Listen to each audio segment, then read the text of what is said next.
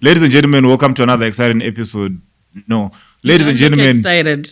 I'm never excited by talking to people, but I wanna ask a question, right? How was a transition from you being behind the microphone and being on radio and getting a lot of selfies into you being into a more corporate space, administrator and leadership role and wow. I'm losing my mind right now, Alex. I really do need to get back on the airwaves somewhere.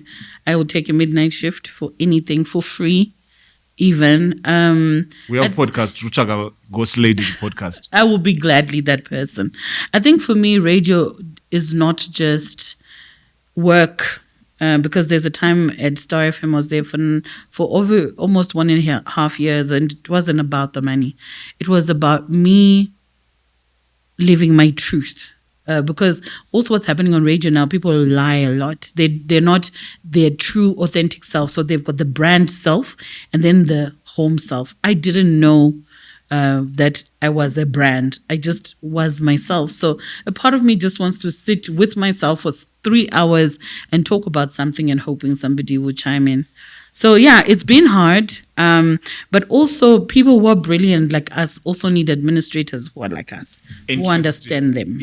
Interesting. Ladies and gentlemen, welcome to the Bold Exchange. Today I am joined by a multifaceted, talented woman, broadcaster, mother, no-nonsense person, Tendai, Nyasha, Garwe, Mangube. She's actually my mom's cousin in mom's. Oh, yes, yeah. How you doing, man? You're right. It's been a minute. It's been a minute. And I the other day I was having a conversation with someone and I was like, yo, the rate at which radio personalities and just our radio is evolving in this country and just our media landscape is evolving in this country is a bit slow, because I feel like, let's say, Panenge faculty, media and broadcasting who use it, right? Mm. And the same people who've been on radio for the past 10 years are still there on radio. And sounding the same. And we're not creating spaces for this new talent and grooming new talent. What can we do about fixing that in the media landscape?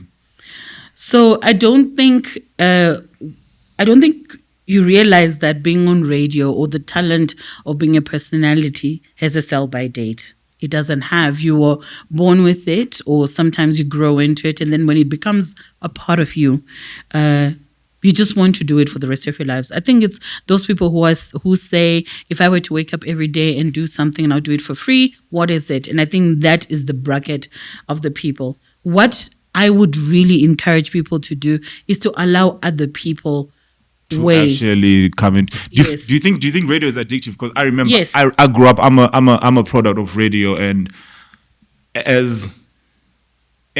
radio shaped some of my views now. Because I remember at the time, where I would listen to, because our TV, yes, I would listen to Chaka Fugiza Zibamateng and stuff like that.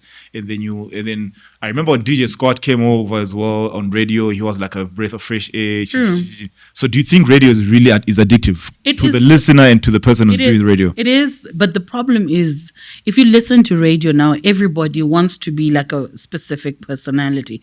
They are not developing new sounds and new excitement. So you have so many people who want to be like Sokostina, for example. They want to be sexy, they want to be funny and giggly on air, but they are not me, so they're not going to execute it the way I do it because I'm the original.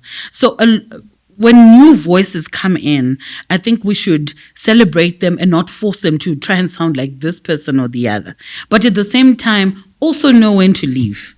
Also know when to bow out, and your legacy lives beyond what it is that you're already doing.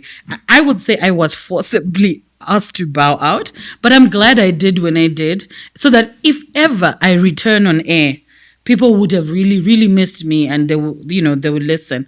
And I think there's certain genres that are for certain people, and then other genres will not fly.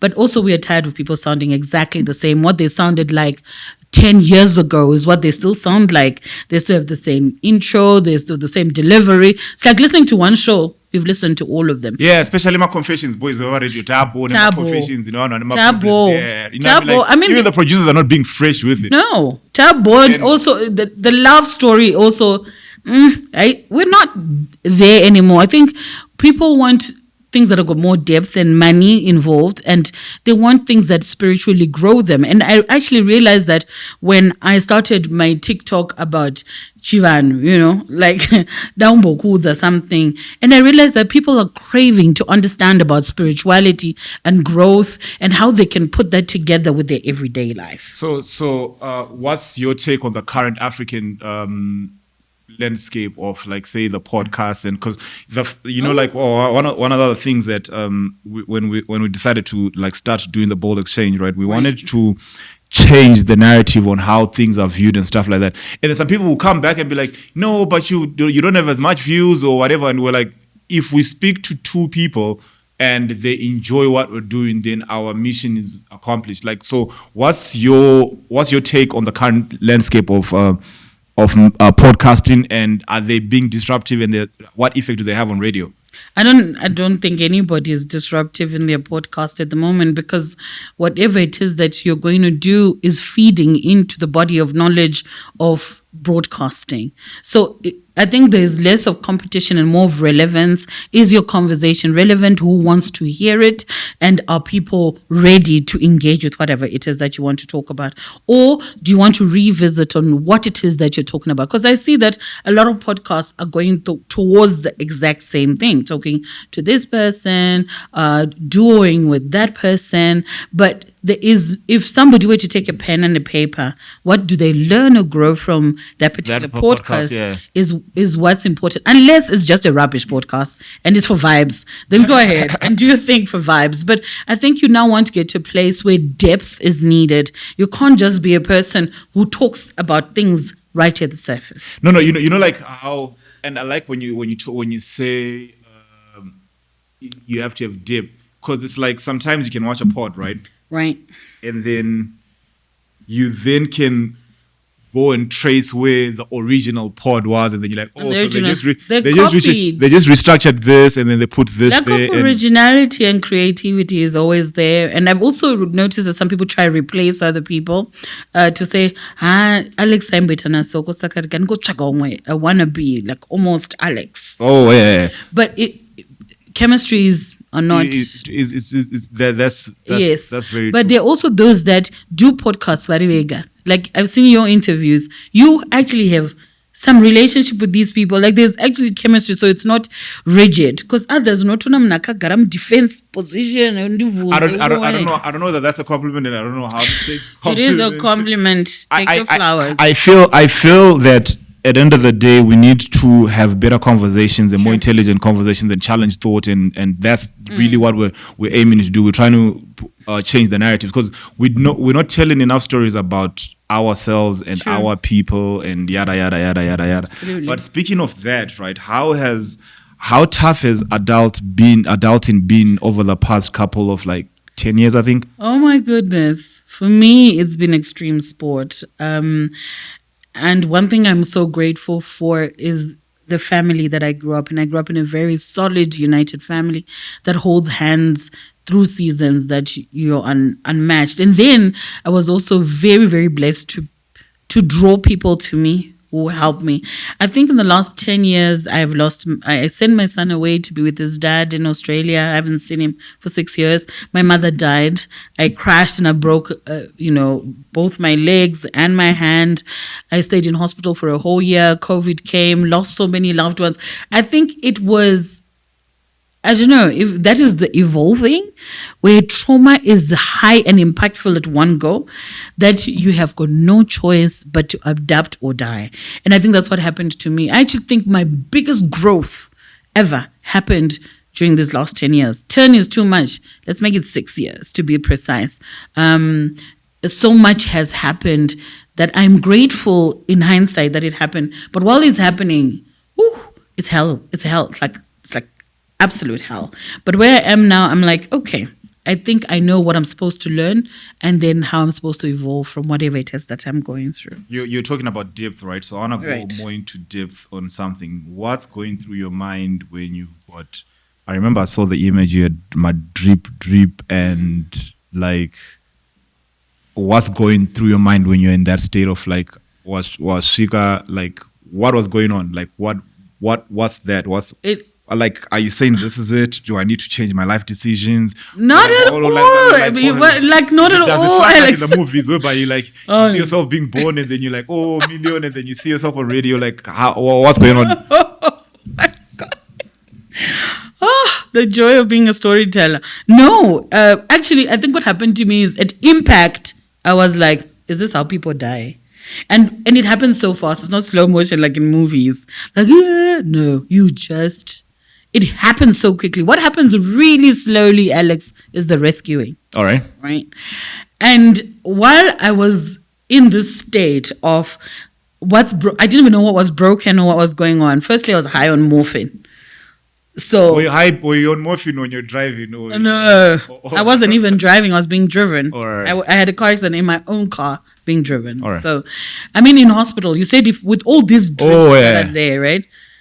I was high on morphine and I was trying to figure out why my doctor has a board calculating how much anesthetic I need to go down. So people didn't want to put me down because of my size. And also because yeah. And Ndoma. And that also I mean, I regret about that. So Vanobo Vakaramba and two because I'm a specialist, so Dr. Chifamba, bless her soul, she had some board asking me hard questions, Alex, like how often do you drink? How many would you drink? How often do you have sex? How much do you exercise? All that. And then you're like, a crate of Blake Lib. I don't drink lagers. Never. I'm too cute for lagers. No, I don't drink lagers. I like my wine. Believe it or not, there are days I want 7 days. And then whiskey, obviously. All right, and gin. So now you're being told these calculations and stuff. Yes. You know, like I remember this one time somewhere and I got a boardroom, so I think I got a scar here somewhere. You were not in a fight, Alex. No, I wasn't in a fight. They were actually trying to rob me. And then I remember the patara and the blood is coming out. So when you're seeing the blood, and so I was getting stitched, right? And you had a soundtrack. I know exactly what happened on that day, but like, so when people are coming to you, was that shocking? Like, as in, like, when you can look at people's faces and maybe you don't know what's going on. Of course, dude, the funniest thing, Alex, was my leg rakaita was really weird, right? And then everyone is trying to be tense, not to scare you. Yes, I didn't do what guys got to say gumbo rangu. And everyone is looking at each other like, and I'm like, because I could feel my toe off, but I didn't know because like its face, it was a Honda. Nobody showed me. It was horrendous. But yeah, you see, when all this thing is happening, Alex, you've got no time to bring back past or to imagine the future. You are you have got to be present to survive. And I think it's taught me a lot over the years that I need to be present to win. I cannot be trying to do something else. If it's time, it's time. If you're in, you're in. If you're out, you're out. You can't be trying to overdo things. You will lose yourself in the process. And I was told that because of that, a lot of people die on that bed because instead of just trying to harness all the energy and the power they have to stay alive. All right. Yeah. You know, like in of late, like everyone at the office has been laughing at me, and I'm very paranoid about what's going on right now currently. And I was actually decided in the bathroom whether I was gonna like wear a hat or not, cause I'm like losing my hair. And when I look at my pictures when I used to have a fade, and so I'm going bald, right? Right. And I can't like cope with that, and I can't handle that. Like, yo, what is it about hair that defines you? No. For me, it was just like, it's one of those things, right? So like, I can't imagine, and I want you to speak into this. Like, how do you deal with that whole and then now you're at a point where you're dealing with disability. How does that impact you? And it's hard. It's really hard because when some things do happen around you, you probably think it's because of my situation now. I'm being excluded. I'm being passed over. I am not, like, people think I'm an inconvenience sometimes. All right. So, I mean, it's there. But the girl that I am, Alex, doesn't let anything like this slow me down whatsoever. I'm a girl who makes best of any situation that she's thrown at. So I've also started to use this as my way to advocate for fairness for those that for years have spoken about disability and no one has listened to them. I like what you say, because it then always feels, because like even from like growing up, right, I've always known that these issues were being raised and there were funds being allocated. Yeah. And there were people who come and say, this is what we're doing, we've got reserve parking for disability and yada, yada, yada. And there's a lot of like billions of dollars that go into this, right? Do you think that that's just for the aesthetics, but people are not really actively saying, we really are doing anything to change this or to actually... I think it's aesthetics, and I would be guilty of the same, because prior to me being in this situation, some things were oblivious to me. But now that I am in this situation, I think a lot of things are just done for. Like, if you were to start building a home right now, that double story. You don't know that disability, you're either born with it or you acquire it. I acquired it. So you could literally be building a house that you cannot access one day, because we get so self-absorbed in feeding our ego at that particular point. We forget we want to retire in this home, and I'm going to be old and arthritic. I can't go up the stairs. So a lot of things that people do, we do from a place of experience. So you might not have experienced disability, but now you have, right? Tender is in your life. So next time you're going to have an event, you're going to be, but can she access this? Can she be there? So if I'm important enough for you, of course. But for other people, they'll be like, if she can't access, if she can't come in, do you think that exposes the unfairness in our culture and in like in the policymakers? Does that expose that like our policies are not in line with? They are not. And yet, did you know it's 15% of the population that is living with a disability, one or the other, not necessarily just physical, but mental as well, is, they're there. And I think the non-alignment is without consideration of a population that is important. Because I can't go to a rally. True that.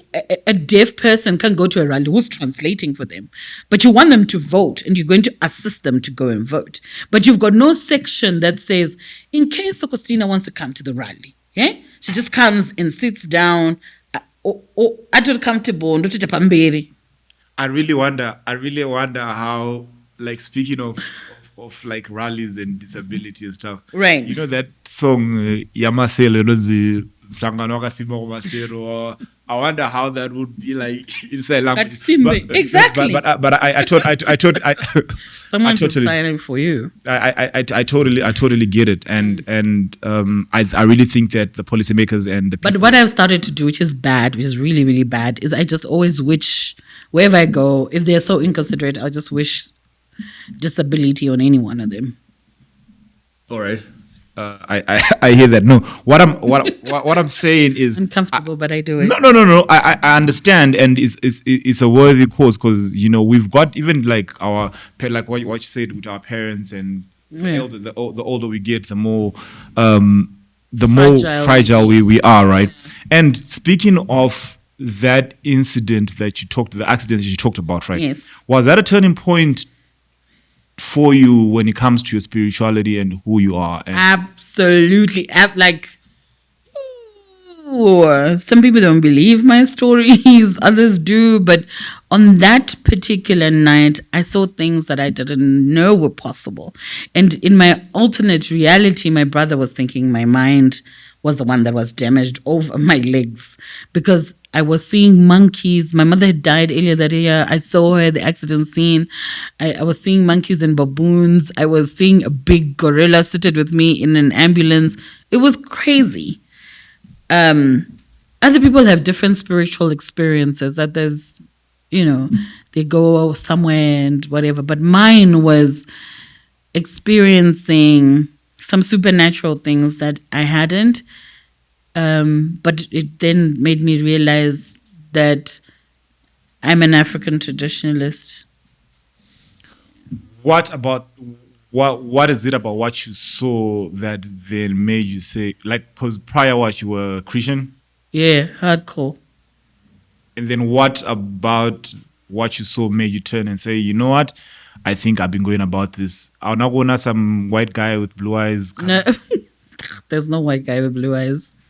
Did you not see Russia bring out pictures that says Jesus was black?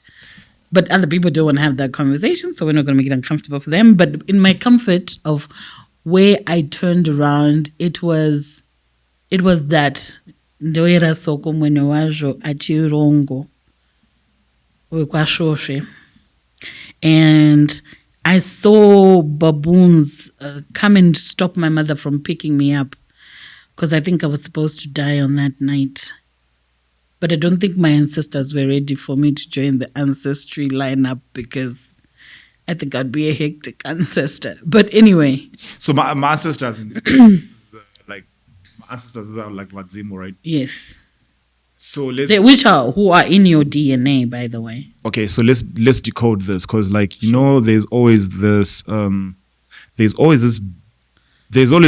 know, like when you say, I'm into ATR and I believe in my Chivanu, right? Mm-hmm. There's always this thing. The first question that someone who believes in an alternative religion will say, yes. So let's dissect that and let's just the first part, like Vadzimu, just explain to me that part. What goes down? What's going on?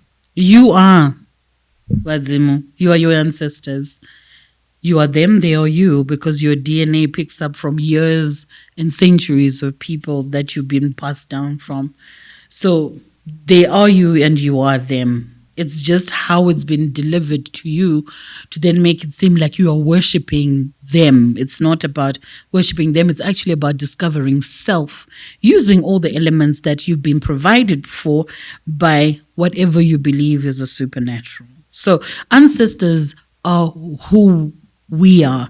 And most of us, just like the lineage that is traced, no matter which religion, they always trace where somebody comes from. Son of so-and-so, who's so-and-so, is exactly what happens to us. The Israelites even did it themselves. They used to pray to the God of Isaac, Abraham, and Jacob. Those are their ancestors. Why did they pray to the God of those? Why didn't they just pray to the God? Because there was evidence of what God, the God they believed in, had done for the people who were there before them.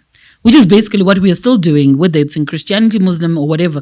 We are still talking about Vadzim, the people who have gone and passed, and what happened to them. That's exactly the same thing. We are all talking and believing in a supernatural that showed evidence of its power via people who've been there before us. And what can be done for people to balance it? Because, like, I always personally believe that you can't have like Eurocentric solutions for African problems, right? I agree. And Panama problems, whatever, whether you quote what scripture, you will need to then still do. You know, like I always give an example. I always ask my guys, I'm like, Mimi, it's like you see the default setting of people being African to the core at funerals. Mm-hmm. Where okay, munano garamota mnege coffee ndiani munano geza shuna ndiani.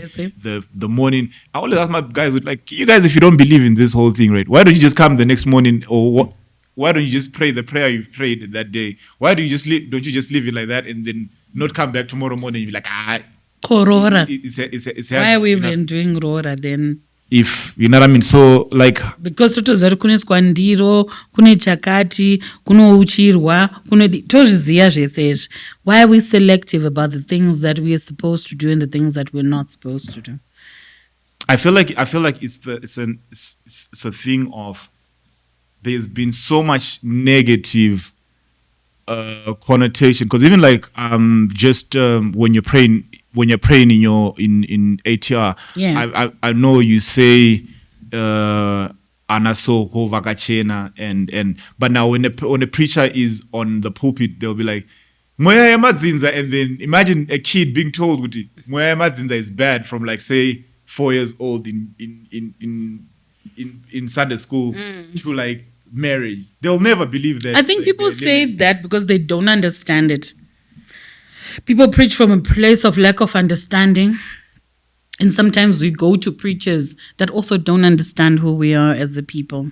And then they become those that lead us. But you will see that a lot of people still hold on to our totems. And people don't understand why totems are there sometimes. They're like, Andini, inini, andiere. But Jesu era Shumba. He was from the tribe of Judah. Yeah, in a lion symbol.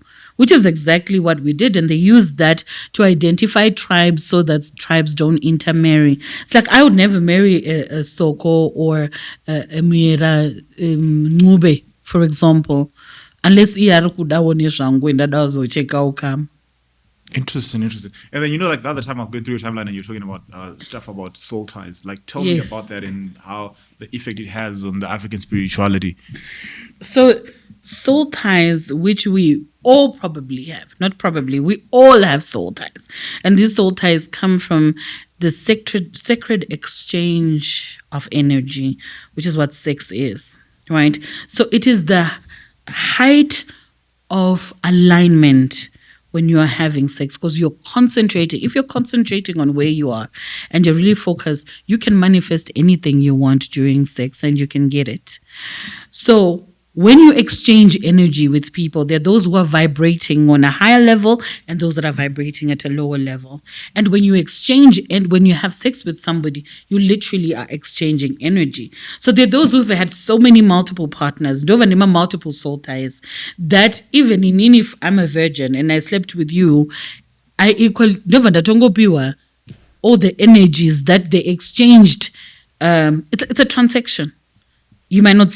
It might look like one, but it's an actual transaction. Then what was things are not. Ever since I slept with Alex, my life is just off. I haven't. I can't sleep. There's all these things that happen when you have that. Because this person would have transferred energy that was at a lower vibration to where you are. So when the vibrations are not equal, it's not going to work. There's a documentary I saw. I keep forgetting the title of this documentary, where this guy was planning a heist and was teaching the girlfriend, who was the getaway driver, the route during intercourse. Because at that point you are at your most purest frequency, because pleasure is one of the most powerful frequencies that we use for manifestation. Pleasure and happiness. Because Matauro pressure. You're like really into the item, but I totally understand. And tell me something, right? Right. You were talking about, because some people don't know and they haven't been taught and they haven't been educated about like their African roots and their African spirituality, right? Yes. So say I'll always use the Christian example. Sure, example, I right? identify with it. I have been there. So in Christianity, right? Pardon let's say, let's just talk, say, Pentecostal. Panonzi, nesidi yako uyawusidi. No, I'm just joking.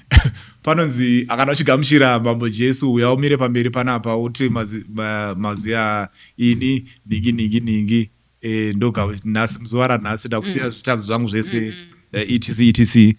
Right.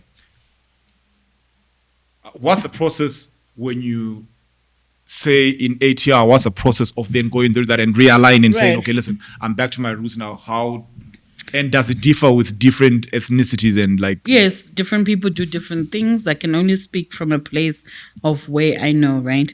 So the confession is very important. That confession that you go in front of the altar and you say, I, Alex, it's also there in ATS, because it's not a religion, it's spirituality, really. So you have to go and confess. Other people vanoenda pasi pemahacha, vamwe vanoenda kumvura, vamwe vanoenda. There are certain places, different places for different people. But unofana kunotara ini ndinonzi Alex ndimera soko, ndiri mwana waningi mera soko, amai vangu mera shava. kana uchiremember mazimbuya ako, those that come if no far, I know vakatumbura baba yes. And then If you remember them, you also confess who you are. Ndiri muzukuru waningi uchienda kudaro ndinobvuma kuti ini ndiri mwana wemadzinza aya uye ndava kuda kufamba negwaro remadzinza aya. Kana ndakauya kuzonunura kuzorapa, you know the things that you're going to say. Yeah. Or ari kukufamba newe at that point anokuudza kana kukubatsira kudza kuti uri kutaura, you're confessing with your mouth kuti I am now walking this journey. It has to happen. Azvingoitika. And how then do we teach this to a generation that's so westernized, you know, like that's so Bridgerton and so Prince Harry and so, you know, like you look at some of those kids right now, like the amount of data and information they know about any other culture, they'll be out there rocking kimonos, they can tell you about the Japanese anime and blah blah blah, but they can't even tell you about their dad's father. Like, so how do we fix that, and how do we teach this generation and realign it? This generation, what they don't know is everybody's returning to a place of self-discovery. And the only way, you see Hollywood people like Samuel L. Jackson and all of them travel all the way to East Africa because their DNA plays them back into, so they make man. And yeah, who was it who came and went to West Africa? Kutonotwa reinitiated because they are searching for self. Knowing who you are and where you come from and who your ancestry is and what they did and their exploits. Do you know, I was shocked when I heard my grandmother. I was first heard. Then I went to see for myself. My grandmother has clay pots in the museum. You know, that means I come from a pottery background. Which means ambuya vangu vanga vaibika doro. Because vanhu vehari ndo vanobika futi doro, right? So all this is in my bloodline. So if a person wants to be lost to sea, if they don't want to know who they are and what they do makes them who do what they do, then they're not going to find out. It's also a sense of hate, self-hate. You hate who you are so much you'd prefer to adopt a culture over yours. It's one thing to use language to communicate and get a message across. It's another to make it you. And it starts dictating how you behave and what happens in your life. So if you don't want to find out, you're going to meet the Japanese. Like I said, you're going to meet the Japanese, you're going to meet the Chinese. They will know who they are. All the way back to dragon days and samurai days. And who are you? So in terms of footing, watorasika, because you are a mess. You know, like I was thinking, so do we need a cultural revolution? And when I was just thinking about that question about do we need a cultural revolution, I then thought as well that like you tend to see a lot of I'll hate to say this or to judge anyone who does anything spiritual, but for lack of a better term, bogus spirituality. There's been a rise of, like even with what you know you would know, Guti, you don't handle your spiritual stuff the way you're doing with this Paneva Torah or whatever, like however, you know what I mean? It's not like you can be in the bower out there just chowing Holy Communion, like, you know what I mean? Like, just for lack of a better term. So do you think we need a cultural revolution, and how do we then regulate and say, I remember Cloud Mararige, right? The Zenata guys who were at least like a regular board. Who's regulating the churches? Because they are also bogus. I mean, how many bogus? Like right now, imagine. So this is what let's help each other here, Alex.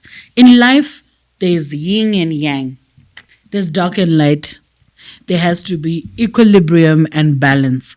So kwese kunonzine vanhu kuchi vanhu kunoitwa kunoroiwa, but kuchi vanhu futi kunorapwa. Anti kuchechi kwamunoti kunoponesa ndokuri kurepwa futi nekuvharwa vanhu. So there is always going to be dark and light in whatever that we're going to do. Even in you, Alex, there's dark and light. It's just we're so conditioned that we have to make the light shine more than the darkness. But sometimes in the darkness, do you solve problems and then step into the light? So yes, there are a lot of bogus people. Just like there's so many bogus, like I said, pastors and prophets and whoever is out there. Because evil is going to be there, and some people are going to lie to somebody. So I think the revolution is already started. If you and I are having this conversation unashamedly on a podcast, that's the revolution. But I'm not trying to evangelize. I am here to live my truth. If my life and its resemblance show that my ancestors are backing me up, then people will be like, Tende urukumboiteko. You know, I'm obviously vanozoromba ndizvozvo ndozvavari kutsvaga ndodhaki yavo. But you eventually, if you want to step into the light, unoziva kuti pane zvinofanira kuitwa. Chivanhu chagara chinotongoitwa, Alex, from the day that you're born. When they ask, is it a boy or a girl, there are things we mothers are told to do that men might never know. So I can't say them because people might look at me funny. But kubvira kana uchitonzi utori munhu uri munhu wechibhoyi kudai so zvisina kuti unotaura chirudzi, you're always going to have your roots done to you, whether you know it or you don't know it. So the revolution is there, and that seed that we mothers plant at birth will definitely find fruit. Akuna, you're a fertile ground. Apana chinhu chatinomboplant chingazoregedza kuzobuda. Chingangononoka, but chichazobuda. And I think a lot of people vari kungonyara, but vanhu vari kutoita zvechivanhu nematare. You know, speaking of motherhood, and you mentioned, like, you know, when a child is born, would you actually consider like adoption from an African perspective? We adopt all the time. That's what we've always done. Chakazongoya chinyorwa chirungu. When somebody dies, unonzi sarapavana. What is that? Ini nditori amai to grown people because their mother died. Ndakanzi African culture has always believed in adoption. Your children are my children. Ndosaka zvainzi mwana we-community wakanganwa yellow card yanzi everyone's child. Yeah. Right? You are everybody's child because we believed that we are one. Ndosaka tichibvunza namtupo andizvo watoti ndiri mai vako, Alex. That means I've already adopted you. You can actually pick up the phone and say, am I? Our system as an African society was we always adopted. Hapana mwana aisara asina muri. So we've always adopted. There were no orphanages before colonization. But when colonization came, that's when we realized, orphanage. We didn't have that. Taitoziva kuti kana afa munin'ina wako Alex akutoziva kuti achachengeta vana vamukoma. But ezvezvizvi, we are so Western that munhu anonzi aenda orphanage. My sister ezvezvi, when she says happy birthday to me, she says happy birthday sarapa vana vangu. Inini vana vehanzvadzi dzangu, vana Sandra nana Tanaka nana Chakudzwa ndovati futi anasarapa vana. Because zvainzi vazukuru vana vehanzvadzi ndiana mai kuvana vevana tete vavo. So handisi kuziva kuti zvisystem zvekuti adoption, I said it's white. So yes, I would adopt, Alex. My muzukuru's kids, my son's children, I would adopt. So has this phase in your life that you're in and this epiphany you had, right, has it then changed or tamed your views on gender wars amongst men? Oh, wow. Oh, no.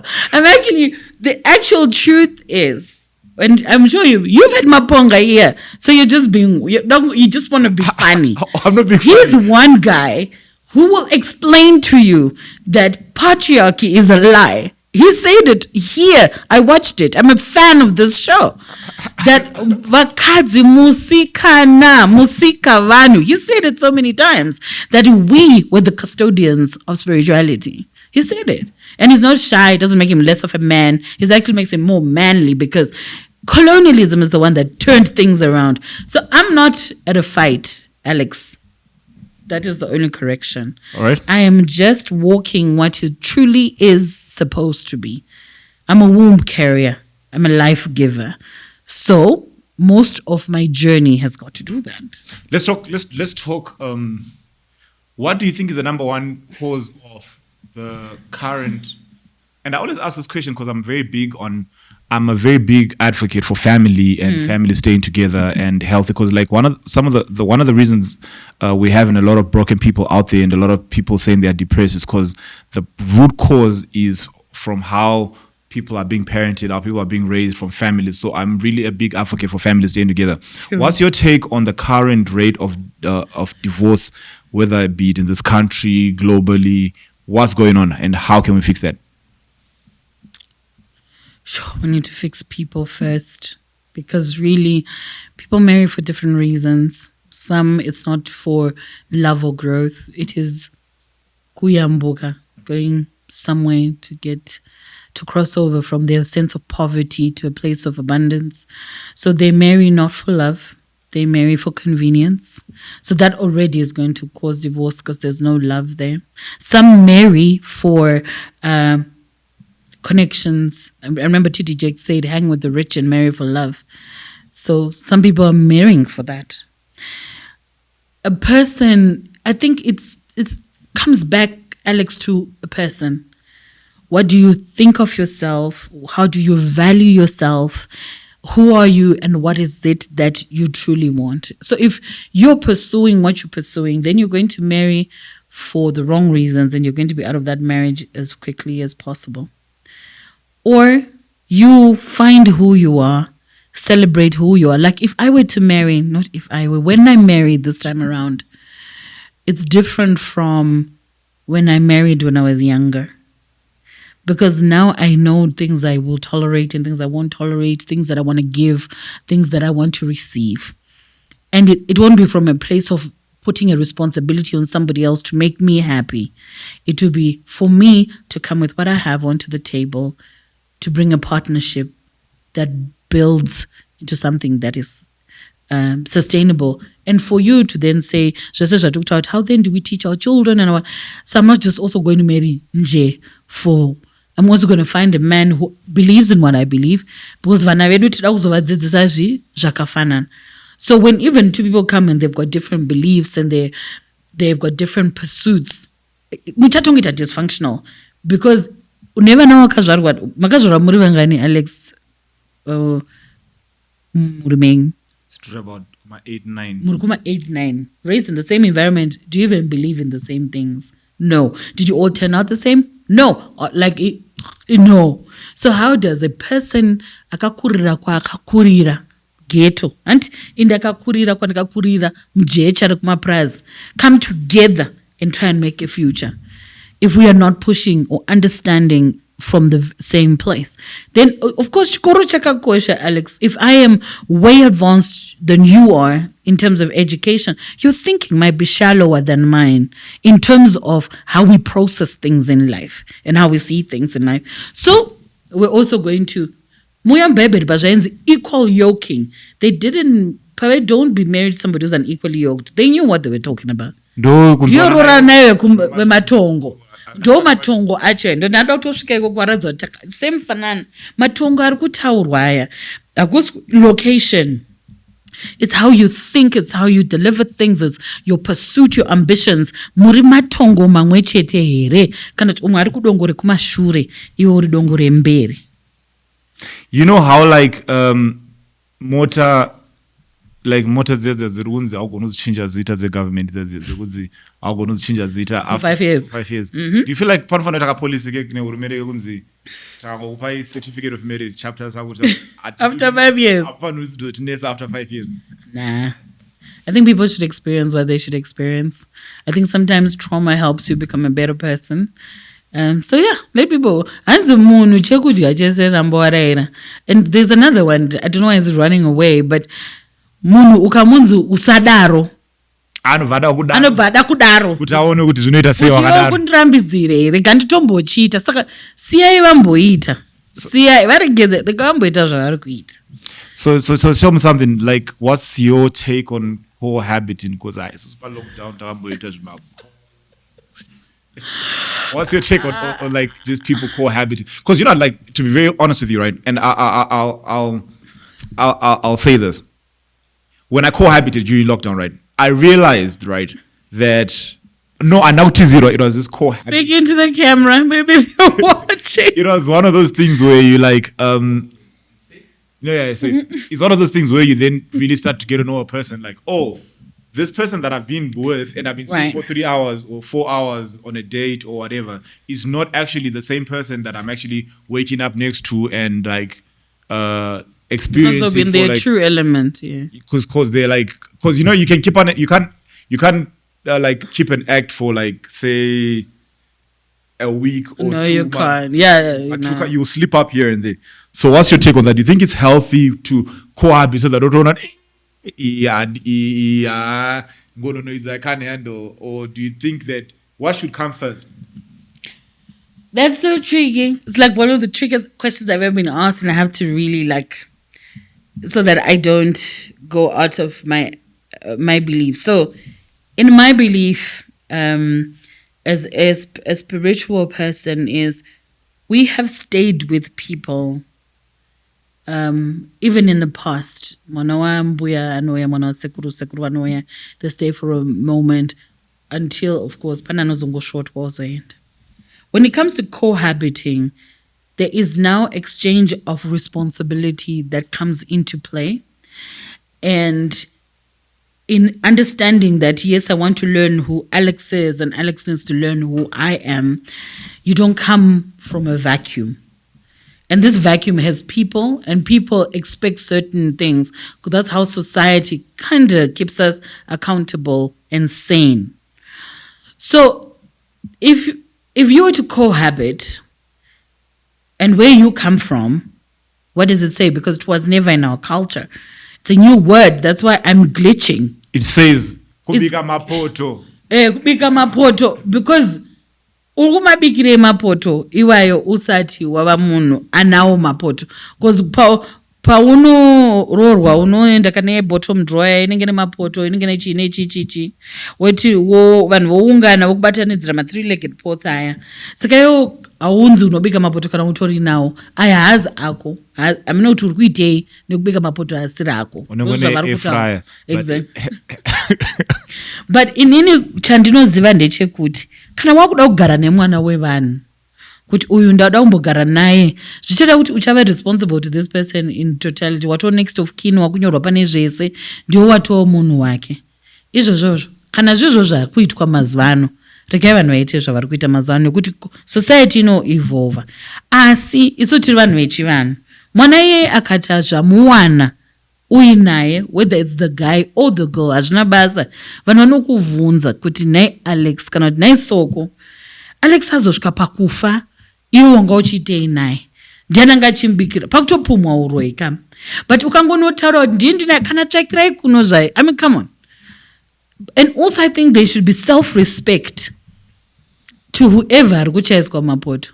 What is it about that person that they are quarter to commitment to you? That they would rather just be with you for a season to find out whether or not which store allows you to stay so long with the product and then bring it later when it's been used. Which store is that? Either stay out of the game completely or be part of the game. And I'm going to date Alex. My boyfriend is going to come visit me. I'm going to go visit him. But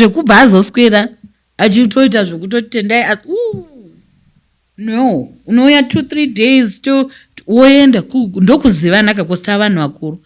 Pari kuti zvokutrova tazototama takuchiita maresponsibility ndakutozedza kuti vanhu vekumba kwedu vari kuzonivhakachira sei. Handizi kuti kubika mapoto, if it benefits you and you live in a world of self and you're self-absorbed, absolutely do that. You know, like just to go back a bit, do you feel like people actually marry and they're looking for competency when we were talking about the divorce thingy? Right. So do you think that people marry for competencies and then when they find out that that person is not competent, whether it's in the bedroom, the kitchen, in the bank, then they leave? Do you think it's a competency thing? I think it's a misguided thing, ill-socialized, and the gram is not helping. Because people just want the Java look, right? Ofika my Java. What's that? Ofika my Java. Oh, the fabric. Okay. Yeah. No. Ofika my Java. Oh, I mean, he can't own the name. That's not even his surname. But this, they match. And then everybody does the baby rakura rorwa, which means you married the guy you didn't even really want, the one you really want, they want to be rakura rorwa, right? I think people are not doing marriage for the right thing. Vadongomecha nerora squad. Mopfekedzwa zvakamechana nemukadzi. And then those kuitika. So, like the way you're sounding, with how you worded all this and how you handle this conversation, it seems like you you've got a second book in the coming Negechinzi. My son, these are the women you need to run away from. Tell me about like adulting 101. You're so right, Alex.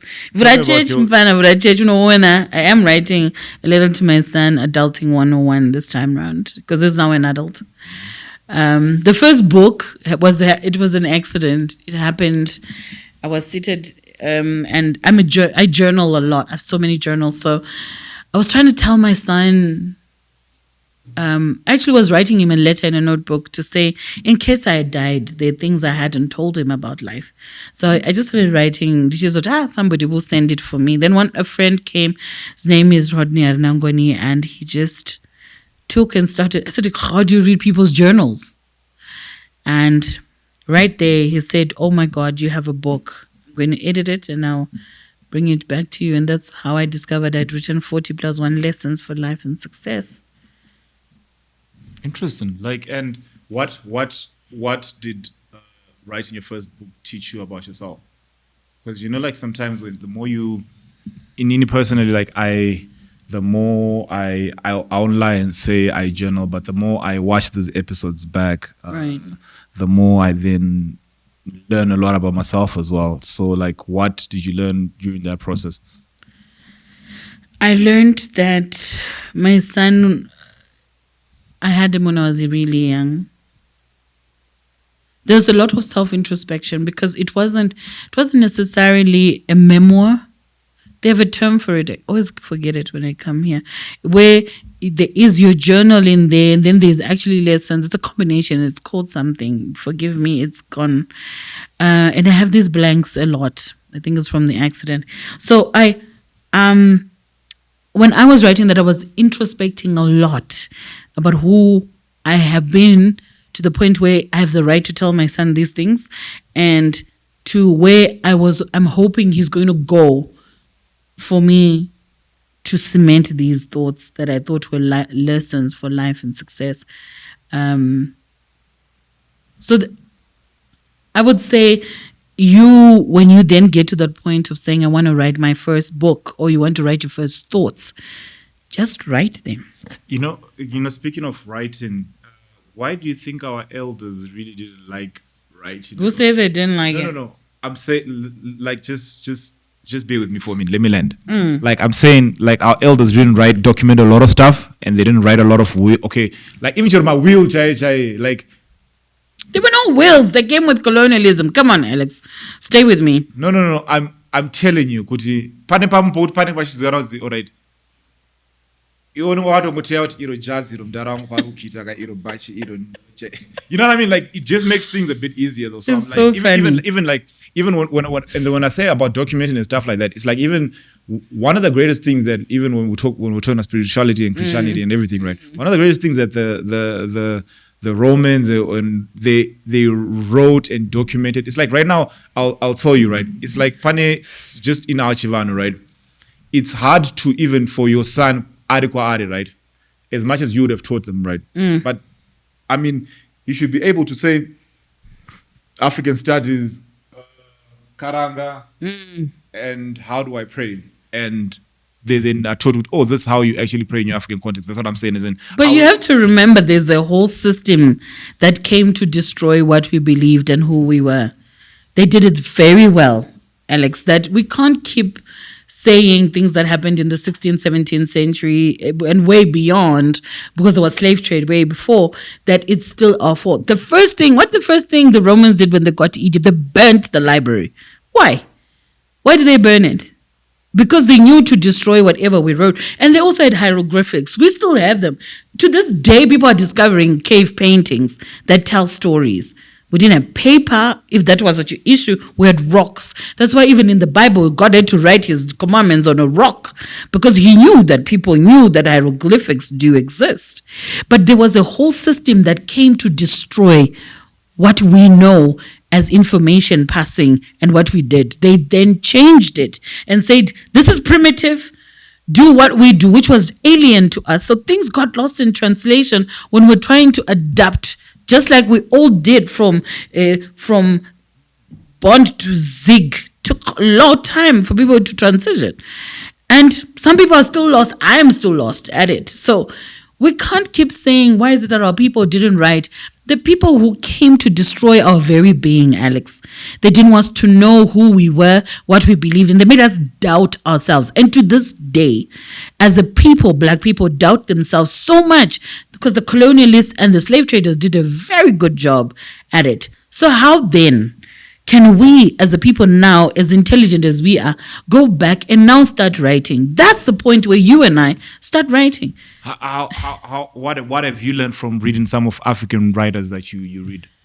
I've learned that a lot of things have been changed and adopted to make us feel less and to always interdepend and depend on the white people. I've also learned that a lot of some of the things, we even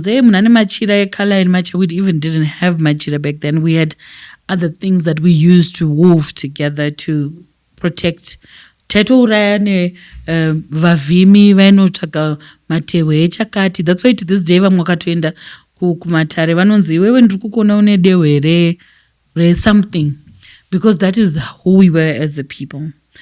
So when I read all these, I realize that we have to seek and search to find the truth back to ourselves. But it starts with self-love.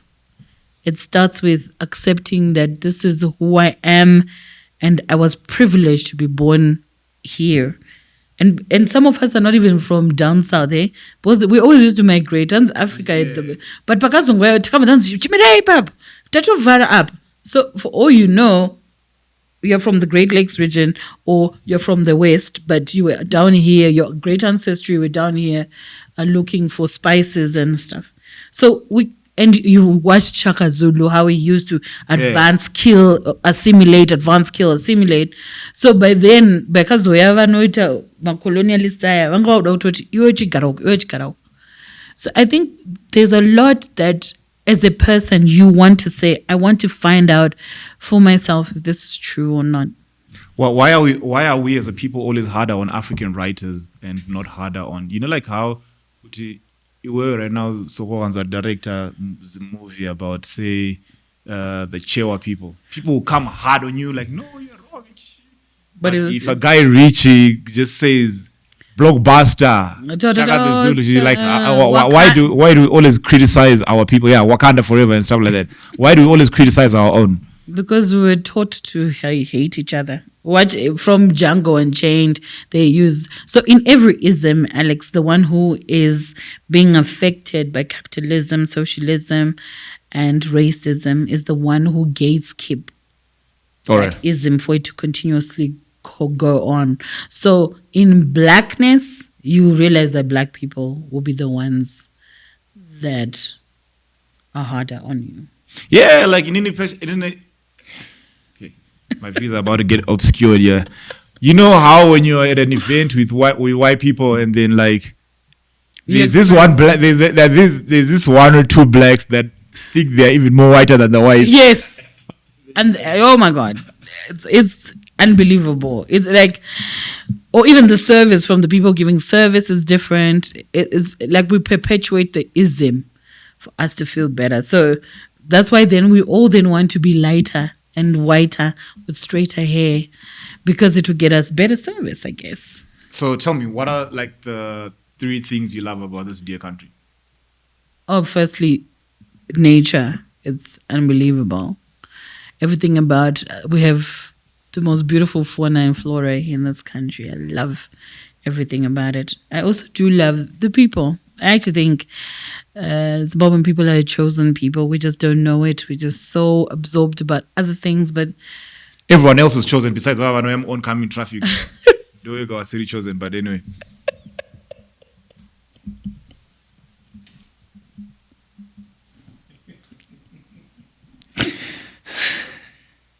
Are you okay? I am not. Those guys, they are lunatics. I've never met people who are so confident. But that's the one I want. It's like with how late Zimbabweans are, right? We're all late all the time. So you're like, 3 minutes is like,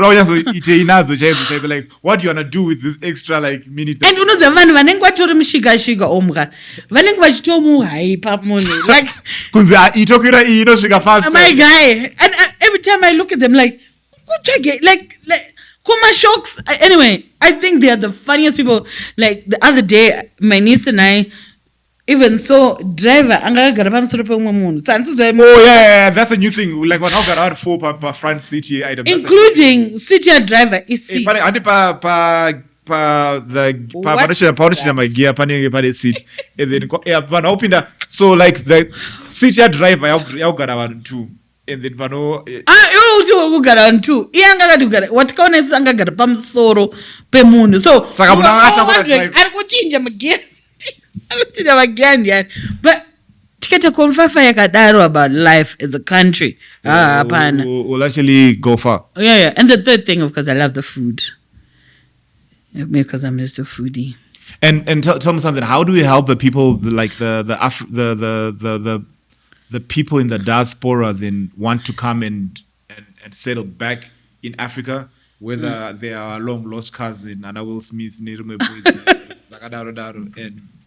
like how do we encourage and cultivate that whole spirit of people saying, yo, let's move back to Africa? I think they've already started. Even they've already started. They're buying land, they're buying, and they're going to different countries. And like I said, we're talking about DNA test and Pina back to where they were, though of course the map is incorrect, but that's a story for another day.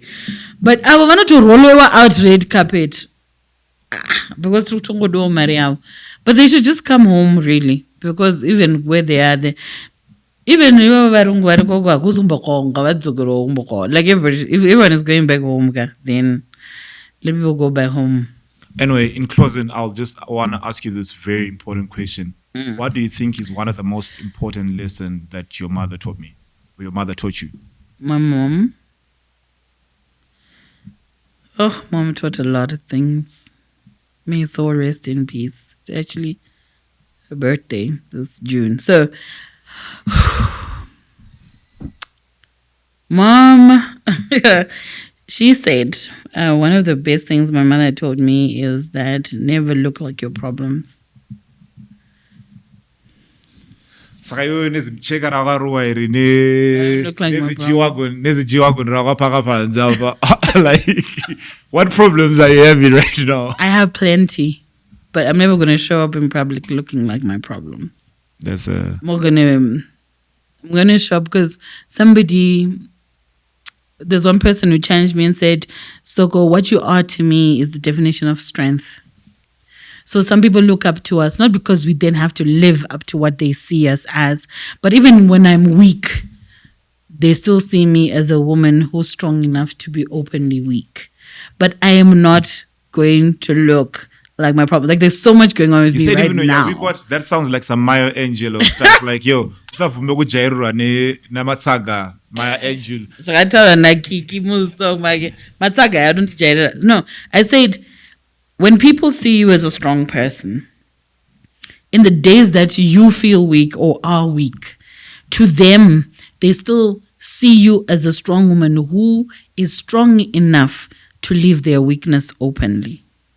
So, when I have a breakdown, Alex, I'm going to have a breakdown, but people will be like, Tendai is brave enough to just leave her truth and be strong enough to say I'm weak at the moment. And I'm that person. I'm not shy to say, I'm not coming out, Alex. I'm not at a good place. I'm not going to set myself alight to keep other people warm. That I'm not going to do. So if I see that this season is over, this person is done in my life, I will cut them off. And if I feel I need them, I'll pursue them. If they feel they need me, they'll pursue me if and when I'm available for them. So my mother taught me that when you show people that the thing you caused me has translated to my outward look, they have won. Hiroshoko Marinzao, if you're offended, we did a great job. If you're impressed, we did an even better job. It's been a bold exchange.